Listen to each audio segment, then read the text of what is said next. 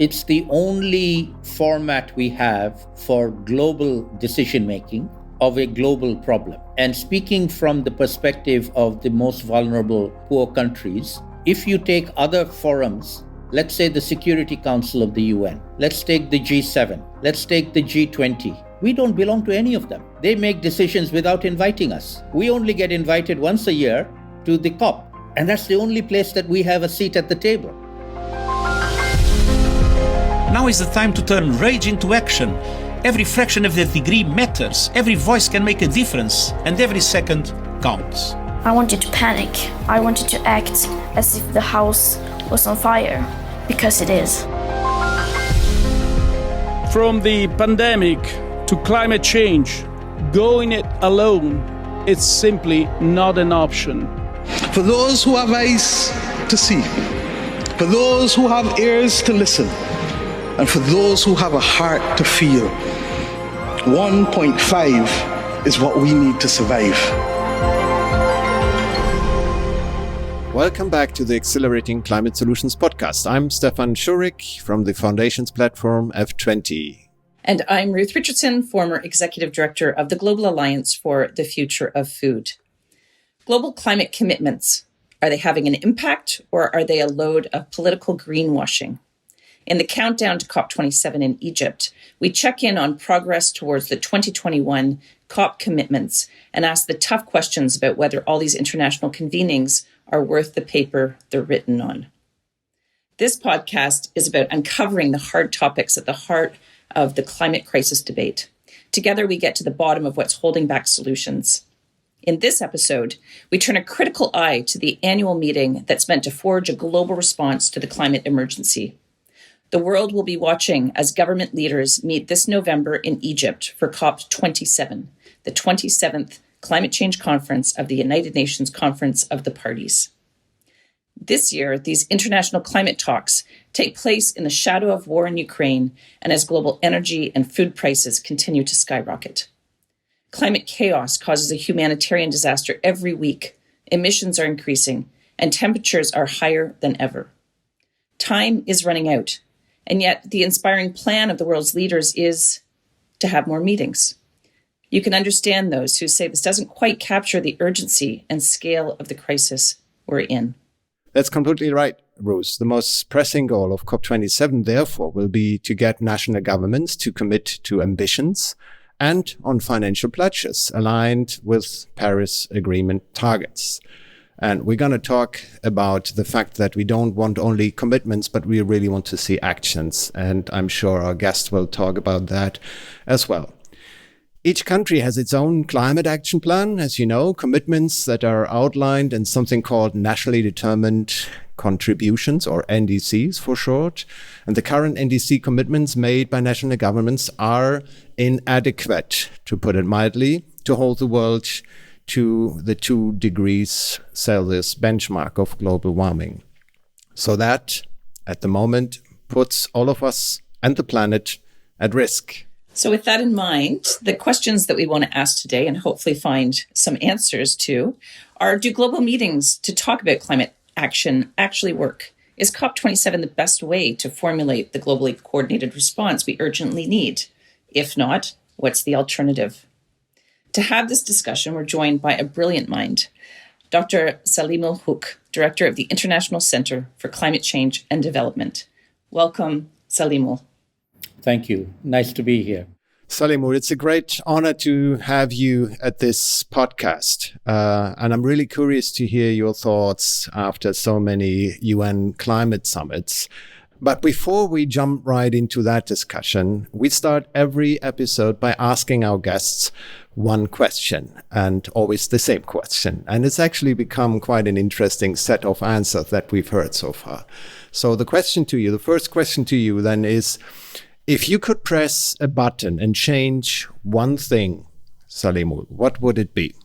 Well, the button I would choose to press, and this is actually what I do as my day job, is to make every citizen on planet Earth aware of the scale of the climate problem that we are just at the beginning of. And unless we take our citizenship of planet Earth as our primary citizenship over that of our country or our city or the place that we live, we will not be able to do justice to tackling this global problem, because it is unfortunately going to be bigger than the COVID-19 crisis we had for the last few years and the Russia-Ukraine war that we have now combined. We haven't seen anything yet, and we are certainly not prepared. I wish we had this button. I know I've heard a couple of answers, but that would be really a big game changer, putting that button and making people primarily citizenship-ers. Yes, I was just going to say, I love your answer. And I have so many questions about how one does that. How do we actually encourage this idea of earthly citizenship? And how do we actually make everybody aware? But before we do that, I just want to take us back for our listeners. Some background from last year's COP26 climate conference in Glasgow. What were some of the key agreements made there? And more importantly, what's actually been implemented? So can you just help take us on a bit of a history lesson in terms of where we've come from? So let me start the history description from the year 2015, now 7 years ago, when we had the 21st Conference of Parties in Paris, France. And that is by far the highest achievement of the global community of nations coming together to agree to do something serious about tackling climate change.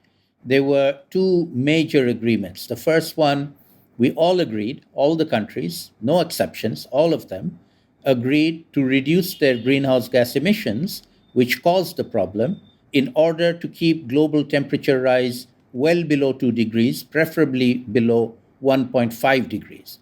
And that 1.5 degree threshold was something that we, the most vulnerable developing countries, fought for and achieved. That was a major achievement in terms of an agreement. Since then, we haven't kept that agreement, but we do have an agreement.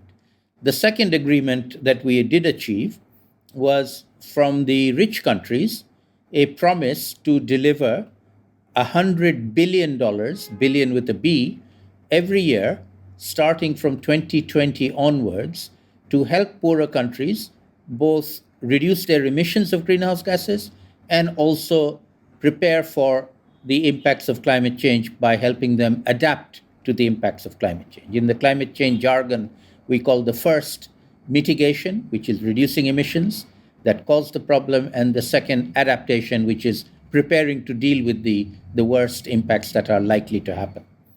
Unfortunately, 2020 came and went, 2021 came and went, and we're now in 2022, and the 100 billion was not delivered in any of these years. They are now saying that they might deliver it by next year. So last year at COP26 in Glasgow, it was a review of where we were in terms of delivering the promises that we all made collectively in Paris. The Paris Agreement is the decision. There's no more decisions to be made. There's just implementing the decisions that we made and reviewing how we are doing in implementing. And we're not doing well. And particularly on the reduction of greenhouse gases, this involves the phasing out of fossil fuels, particularly coal, which is the worst of the fossil fuels, and then petroleum, and then natural gas. And so in Glasgow, there was an agreement to phase out coal as quickly as possible, and countries have all agreed to get to what we call net zero. So the emissions of the country becomes equivalent to whatever emission reduction that they are doing, absorbing carbon dioxide and releasing carbon dioxide. So we have a net zero, different countries say by 2050, by 2030, and so on. This is a race to net zero going on at the moment. We're not going fast enough, but we have decisions to go and do this. So there's no more decision making. There's just implementing decisions that have already been made.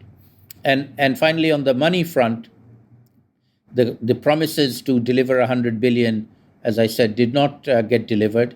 We don't even know how much was delivered because there's no official count of it. But the givers, the rich countries, claim that they gave in the order of 80 billion. That's a questionable figure because they tend to double count a lot of other things that they were giving for as well. But what they did not disagree with is that the funding that they did give mostly went for mitigation, and only a small part of it went for adaptation to help the most vulnerable communities. And that was something they acknowledged was wrong. They promised to double the adaptation funding very soon. And in Sharm el Sheikh, coming up in November in Egypt in COP27, that will be a very big issue of how well are they delivering on promises that they repeated. These are old promises that were not kept, but repeated again in Glasgow, and we shall see whether they are actually going to keep them or not. So the meetings are really to review progress. We don't have to make any more agreements. We just have to do what we said we would do. And unfortunately, the only way, we don't have a super global government. We only have the United Nations, where nearly 200 countries all belong. And we have to have collective decisions on anything that is global in scope. And we do have the UN Framework Convention. That's a major achievement. We do have the Paris Agreement. That's a major achievement. But progress has not been as fast as we need it to be. Saleemul, thank you so much. That was a perfect sort of history lesson for us and our listeners. And we're going to want to dig in a little bit more into COP27. But just can you maybe highlight a few of the things that you're particularly going to be looking for, given the context you provided, where it's a stock taking, it's a review, as opposed to new commitments. But in that stock taking, in that review, what are sort of the top 2 or 3 things that you're really going to be looking for?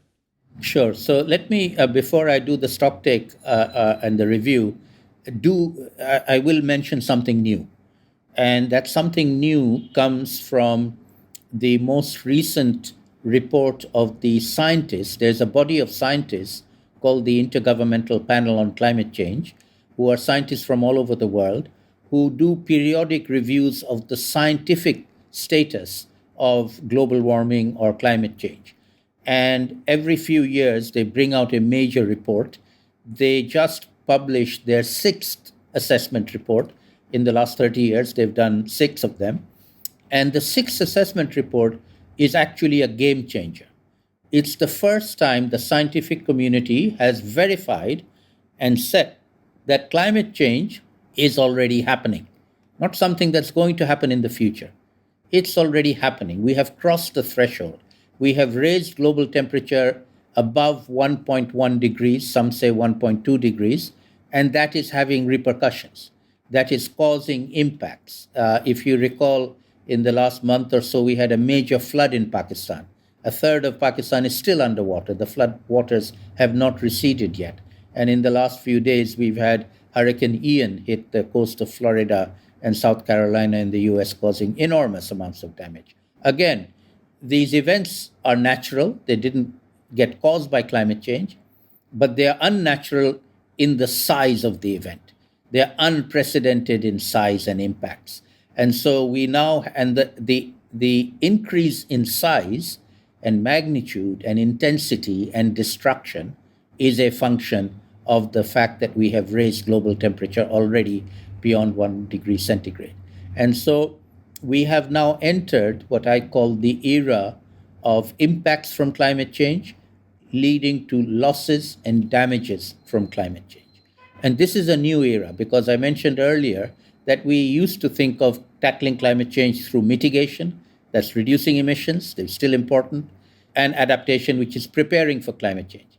But once climate change happens and it hits you, then no amount of adaptation is going to be good enough. You're going to be affected.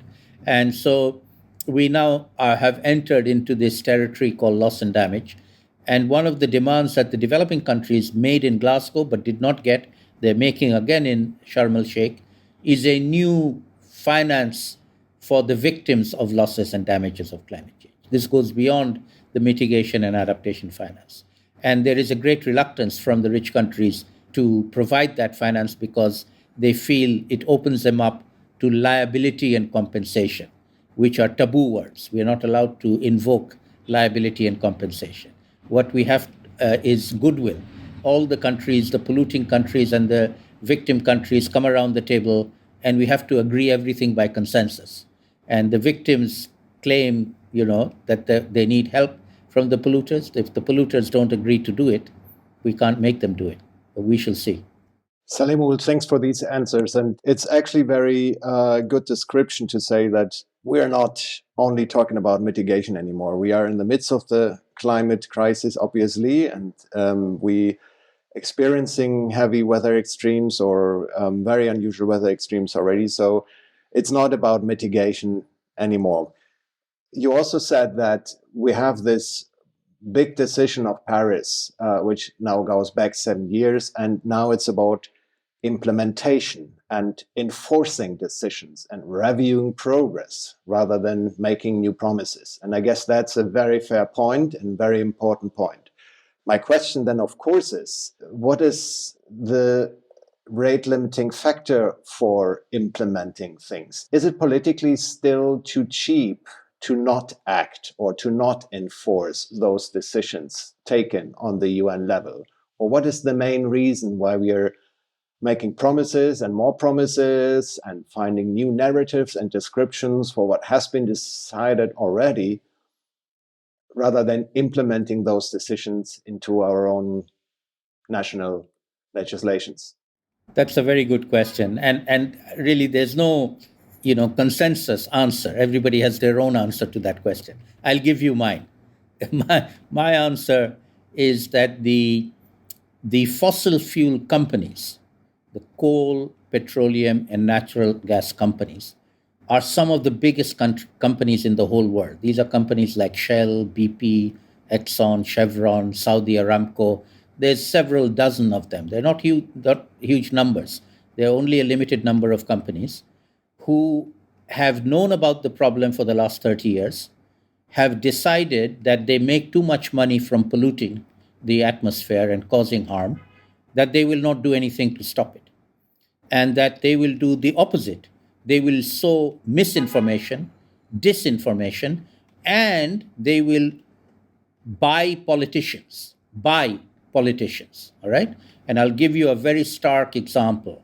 They bought the previous president of the United States of America. Mr. Trump was funded by the coal industry in the United States to mount his campaign. When he was president, he mouthed the words given to him by the coal industry in the United States. He didn't know what Paris Agreement was or climate change was, but he withdrew from the Paris Agreement because that's what they wanted him to do. And he's not the only government that is in the pocket of the fossil fuel companies. So the assumption that some countries are negotiating in good faith is wrong. They don't negotiate in good faith. They negotiate in bad faith. They negotiate something to simply get an agreement, and then they go home and they don't care about fulfilling what they promised to do. Fortunately, in the United States, Mr. Trump lost the election, and Mr. Biden came in, and he is now trying to rectify the United States' missing in action. But 4 years of the U.S. being missing in action has caused irreparable harm. We weren't just in neutral; we went backwards. And so now the Russia-Ukraine war is also pushing us backwards. Europe is now trying to get more fossil fuels, not wean themselves off fossil fuels. They could have weaned themselves off fossil fuels if they really invested in renewable energy in the last 10 years. They did a little bit, but nowhere near enough. Now they're wanting to do more. And so what I would call realpolitik of the rich developed countries primarily, but also big developing countries like China, India, Brazil as well, the politics of the nation state, the people in the nation have different conflicting ideas, and the vested interests are extremely powerful, and it's not going to be easy to fight them. We have to fight them. We are going to have to fight them, but it's not going to be easy. One question very briefly on the COP process, Saleemul, if I may. I don't know if I should take any pride of the fact that I can say I was at COP1, and so were you. I know that. Mm-hmm. And I chose the outside position. So I was, an environmental activist standing outside, mm-hmm. calling for action from the German government. And I know, this was a COP where the hope was, of course, that the UN process would lead to bold decisions that then would be implemented in the national contexts. And then with Paris, they changed that strategy and said, oh, no, we ask the national governments what their ideas and what their plans are, and then just accumulate the effects of those plans. And that is what we call the Paris Agreement. So it's actually built on national plans. But of course, governments can change every 4 or 5 years in the different countries. So probably those promises made in Paris are not really those promises of current governments. And I think that's one of the challenges. Still, I felt that the COPs have become extremely powerful. They really have become a climate momentum, maybe the most important climate momentum throughout the year, because they do not only negotiate in the UN kind of style, as we just heard, but they also bring together the global group of scientists, experts, civil society representatives. So it really is a convening hub of the global climate movement, if you say, and that in itself has a massive positive effect. And there's a third effect that I've seen since COP1 up to now is it's those 2 weeks where media report about climate of all kinds. So it really has put a lot of progress in terms of awareness that people know about this issue and so on and so forth. Would you agree with that? So it's not, we started with the question whether or not the COPs are worth at all or worth the effort at all. But I think given the fact that it really is such a climate momentum now, even if the negotiations don't make that progress that we would like to see, it still is a very, very important climate event. Would you agree with that? Absolutely. So let me share with you my take. I happen to be one of the few people who's been to every single COP, from COP1 in Berlin many years ago when you were there as well, to COP26 of last year in Glasgow, and I hope to make it to COP27 again as well. Over the years, the COPs have changed. What you have just described is a very good way of describing what they have become. They are no longer government officials, a few thousand officials sitting behind closed doors, negotiating words and commas into the deep night hours in language that nobody understands. The negotiating language is extremely complicated, arcane, and non-understandable by normal people. On the other hand, as you say, many thousands of people now go to the COP. So I go as an observer. I'm not a negotiator. I go as a scientist, as an observer. I do side events. Others do their events. Lots and lots of events take place, networking opportunities, the scientists, the young people, the companies, organizations, parliamentarians, and many others. And this has become a big jamboree, which in my view is a good thing. And as you say, that then draws the global attention for those 2 weeks to the event. Right. And the media then tries to explain what is happening to the global public. And that is the opportunity to explain things to the global public on where we are and how we are going. But let me add one other element to the previous question you asked of how do we move things forward.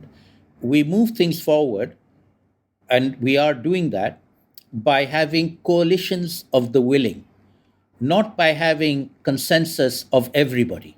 That is the design flaw in the UN system. The UN system requires consensus by every single country for every single decision. And it requires that consensus for a comma to be put in. And they sometimes fight over a comma for hours and hours and hours. And so that's no way to make progress, because you end up with the lowest common denominator that everybody can agree to. And some people can hold things up, and they do hold things up.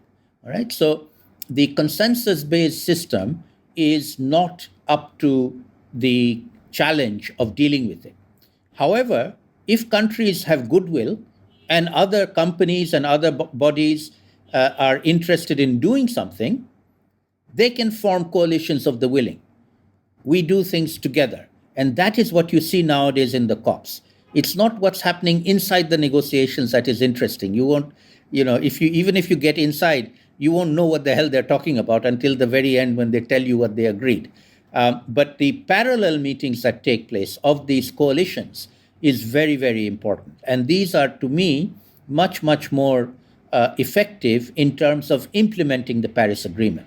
And the way I would describe how to implement the Paris Agreement is that the agreement was achieved by governments, but implementing it does not require all governments to keep on agreeing on everything. Implementing it is in our hands. You and I can implement it. A company can implement it. A mayor of a town can implement it. A school, can decide to implement it. Each and every one of us can decide to implement one element of the Paris Agreement that we are particularly, engaged in and want to do things with. And that comes back to my earlier point that every citizen of planet Earth needs to think of as a citizen of planet Earth. And the Paris Agreement tells us what to do. We can each of us do something, and we need to start doing that and not depending on our leaders to do the right thing.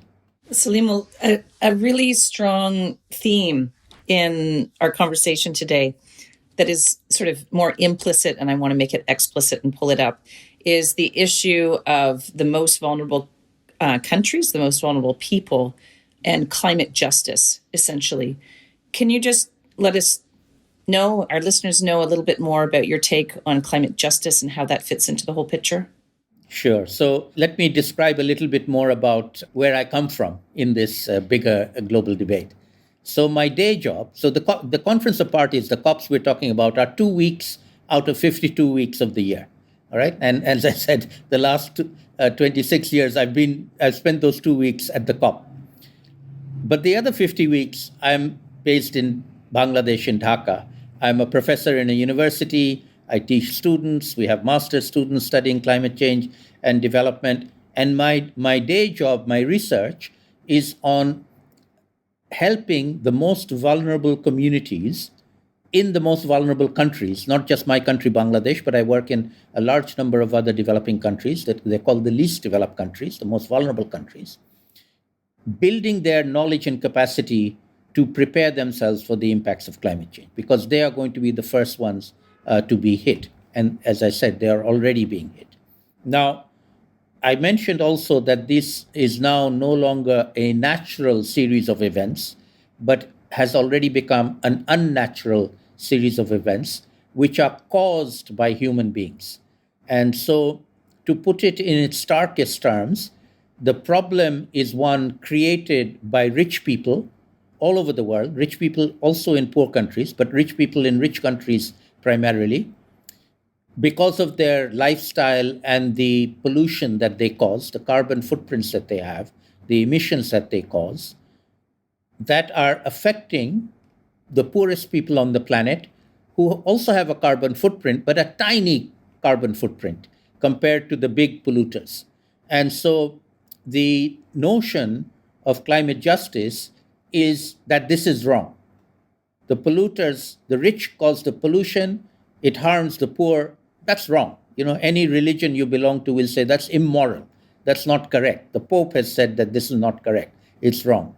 It's an injustice. So I actually prefer to use the term climate injustice rather than climate justice. The word justice seems like an unreachable ideal, but the word injustice describes the phenomenon that we see right now, and it's wrong, and we need to do something. So every single one of us, if we have any moral fiber from our religious teachings, or even if we're an atheist, we should say it's wrong, and we should do something to correct the wrong.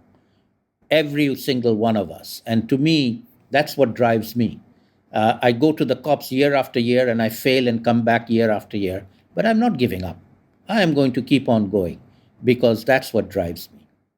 And that brings me to the question then, of course, once again, to the role of the COPs. Obviously, it is a place where this injustice, this climate injustice, also has been facing expression, and where you can actually see this injustice, where countries are just sitting in the same row and are basically representing a most vulnerable country and an industrialized nation. And they're just sitting next to each other, and they both have one vote. Mm-hmm. So it is a place where this injustice can become public in a way, or can become subject of a broader discussion. So at least that's happening. But again, after those almost 30 years of climate summit, is the format still working? My own view is that we cannot throw the baby out with the bathwater. It's the only format we have for global decision making of a global problem. And speaking from the perspective of the most vulnerable poor countries, if you take other forums, let's say the Security Council of the UN, let's take the G7, let's take the G20, we don't belong to any of them. They make decisions without inviting us. All right? We only get invited once a year to the COP. And that's the only place that we have a seat at the table. It's an unequal seat. Right. At least we say something. They may not listen to what we have to say, but we get to say it. And sometimes when we do it properly and we get lots of allies and we all speak with one voice, we sometimes make the rich and the powerful change their mind. And I'll give you an example of the Paris Agreement, where we inserted the temperature goal of 1.5. Yes. All of them did not want it. We made them accept it. All right? We shamed them into putting it in. And so, occasionally we have a victory. Not every time. But it's the only place where we have a voice. And we cannot give up that voice. We need to be there. We need to use it to the extent that it is possible to make it a fair system. It's a very unfair system. It's an unlevel playing field. But at least we are on that field and we have a chance to play the game with the big boys. I wanted to just build on this idea of a more sort of comprehensive, holistic look at kind of community and impacts, and sort of pull up a question around the systems that we're entrenched in. So, Saleemul, you and I were both part of the Food Systems Summit, and we kept emphasizing the system of the food system. So in a similar way around COP and climate change, how do we really encourage a more holistic understanding and more holistic responses that go beyond siloed approaches and really look at issues of equity, of health, of ecological integrity, and provide a more comprehensive view and therefore better decisions? Any thoughts on that? Absolutely right, Ruth. So you remember our struggles to do that in the run-up to the Food System Summit a year or two ago. But I think, we did a good thing. We started the conversations, and I think we got a lot of positive feedback and reaction and willingness to engage. So I take 3 dimensions of what we did and we'll build on them. The first one was engaging with a much, much wider constituency than just the governments. You remember the Food System Summit was not just governments coming together. They had already made their decisions in the SDGs. Mm-hmm. And we were asked, the 5 action track chairs and co-chairs, we were asked to consult everybody else. So we talked to business, we talked to big business, small business, women's groups, indigenous groups, youth groups, all over the world. And that was a very valuable exercise in my view. It was participatory. It wasn't ideal. Not everybody on planet Earth participated, but a large number of different groups did. And they were able to contribute and they were able to come up with ideas to take forward. And the major idea that came out of the summit wasn't a single agreement. It was the systems approach. It was that we cannot do things on our own. The system, as it is too siloed and unconnected with each other. And, the coronavirus pandemic has made that clear as well. So we need the global system and national systems to be far more what I call whole of society approaches, not just approaches by government or one part of government or the business community or academic community. We all need to be working together and be able to deal with these new problems. Sometimes they're called the nexus problems. It's not just climate change. It's biodiversity. It's not just biodiversity. It's food systems and so on and so forth. So they're all connected with each other. And we need a much more holistic framing of the issues and then a holistic approach to tackling them and an involvement of a whole of society approach. And that takes me back to my original comment of each of us needs to be thinking of ourselves as a planetary citizen, tackling a planetary problem from the location where I'm sitting. But it's a planetary problem. It's not a problem of Bangladesh and Dhaka alone. It's a problem of the whole world. And I'm a global citizen, and I'm going to do what I can as a global citizen and link up with global citizens like yourselves across the world and see whether we can do something together. Well, the question that's just burning for me is going back to, if you had a button to press, what would you change? And you very eloquently said that you would make every citizen aware of their global citizenship. And my question is simply how? How does one do that? So I have a solution. I have an answer to that. My answer to that is, don't put all your eggs in looking at the annual jamboree called the COP. Every Friday, all over the world, school children are coming out of school and going on strike. It's called the Fridays for Future. They are emulating and have been inspired by the young Swedish teenager Greta Thunberg, who did it herself. She just took a placard and sat in front of the Swedish parliament every Friday on her own. And she has become an inspiration for young kids all over the world. I can tell you, in Bangladesh, millions of kids come out all over the country every Friday. They come out and they demonstrate and they organize and they have lobbying and advocacy on their own governments, on global governments. The Fridays for Future, every Friday, school children are the future, not the leaders who are going to come to Sharm el-Sheikh in November. They will come, they will make speeches, they will get global attention, they will make promises, and they will go home and not keep those promises. But school children are the future. They are the ones that we should follow. So follow them. Beautiful. Yeah, to try to summarize, I have 8 really quick points. And Saleemul, I hope this reflects, what you have offered and what I have taken out of the conversation anyway. Number 1, a whole lot of governments made a whole lot of promises. Number 2, they haven't kept them. Number 3, we have a new IPCC report that is a game changer in that it says unequivocally that we're in climate change now. And number 4, that we're especially looking at a situation of loss and damages. And this is incredibly critical, especially related to vulnerable communities, vulnerable peoples, and climate injustice, as you point out. Number 5, one of the reasons we aren't making the progress we need to make is that there are very powerful vested interests. They are not negotiating in good faith, and we are going to have to fight those vested interests. Number 6, COP is a really important forum to bring attention to the issues, to encourage participation, to hold governments account as a media moment for a whole lot of reasons. Number 7, but it's not just about the COPs and it's not just about the governments. It's about coalitions of the willing and having the implementation be in all of our hands, a whole society approach. Which brings me then to my final point, number 8, that we really need to make aware all people on this planet that they are planetary citizens and that they have the power, especially the youth. And everybody should be encouraged to strike on Friday and march with our future leaders. Excellent. Wonderful. Great. I'm glad. Well done. Good job. I'm glad I got that right. Tremendous job. Thank you.